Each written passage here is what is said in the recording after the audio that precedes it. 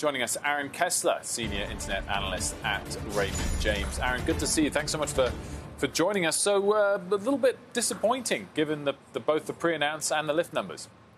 Yeah, monthly results were relatively in line, obviously, with the pre-announced numbers. Obviously, net income missed given the write-down on the investments that they saw in the quarter. EBITDA was slightly positive, maybe a little bit below what investors were looking for.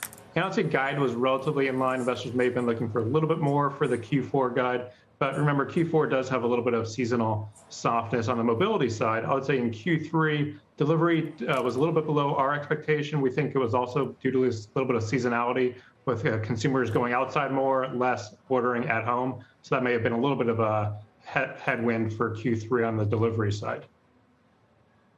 So what do you want to hear from the call? Yeah, a couple key areas investors have been focused on is driver supply. That's been with the labor challenges, that's been a key focus for investors recently. I also want to hear about what the Q4 trends they're seeing, especially on the mobility side. We expect mobility to continue to recover nicely going into 2022.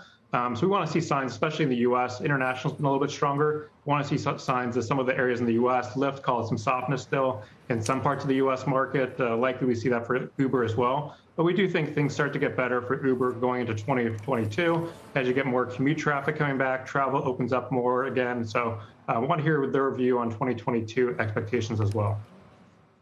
Aaron, thank you for jumping on to talk Uber. Stock's down almost 3% after hours.